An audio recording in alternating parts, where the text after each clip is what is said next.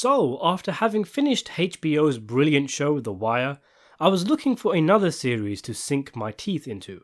I've already seen some of the more big ones, like The Sopranos obviously, and also things like Boardwalk Empire and Game of Thrones. The show that is often mentioned in the same breath as The Sopranos is Breaking Bad, considered by many to be in the same caliber and even better than the aforementioned show, dare I say it. So I thought, let's give it a go.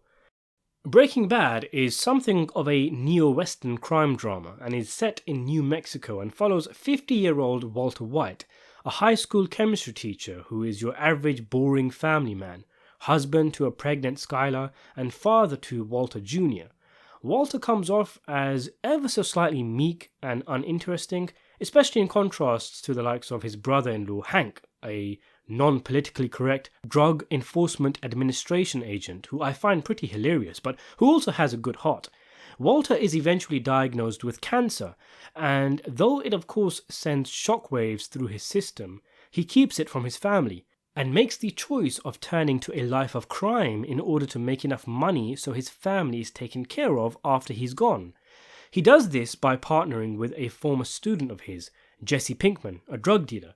Together, they cook and distribute crystal meth, him as the brains whose chemistry knowledge allows the duo to make the best stuff around, and him as the man with the know-how of the drug underworld.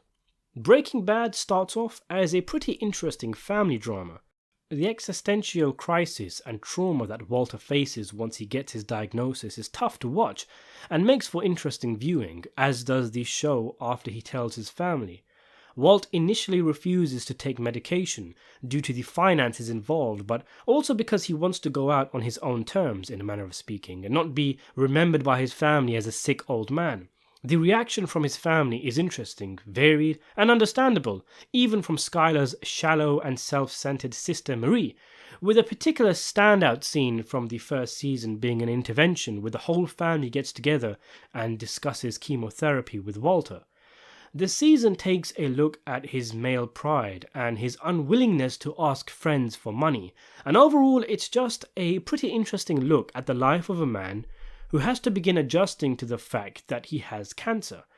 And then of course he teams up with Pinkman and cooks meth, and from there the drama becomes more heightened, and the situations the duo find themselves in become more wacky as the series progresses, like for example becoming involved with a volatile drug kingpin and having to make the choice of murdering or not murdering a drug dealer they have locked in Jesse's basement.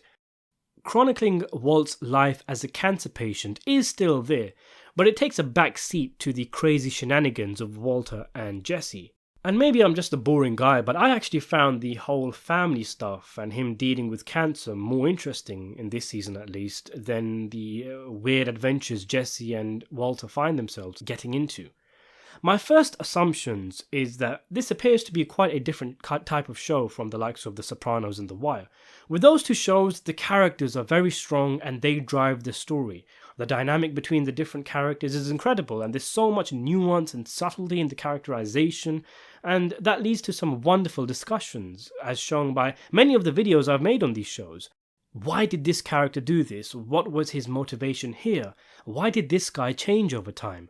That may also be the case with Breaking Bad, and in fact I believe the entire point of the show is essentially turning Walter White into Tony Montana over the course of the series, but at the moment it seems one of the main appeals of the show is what kind of silly and weird situation can we get our characters mixed up in next? What cartoonish side character can we introduce next? And from the viewer's point of view, where's this particular storyline going? How are our duo going to get out of this one? How is Walter going to explain this one to his family?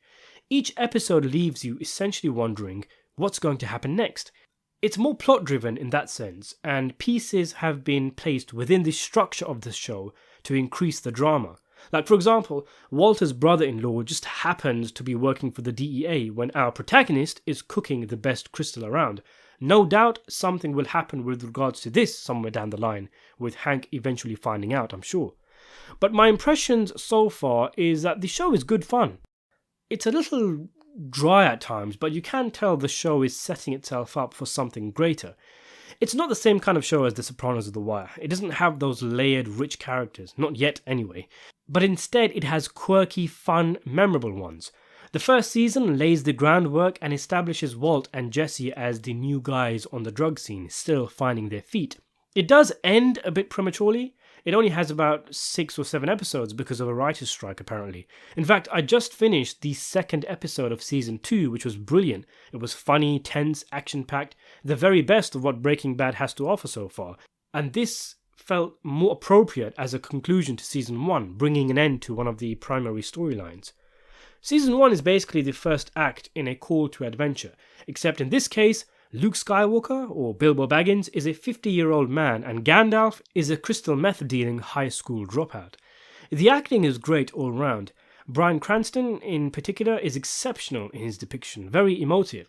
There's also a lot of black comedy, which simultaneously comes off as genuine drama due to a combination of the writing and the acting. Like, for example, there's a part where Walter, if I remember correctly, says to his wife, saying something like he doesn't want to do chemotherapy because he doesn't want to become a shell of a person.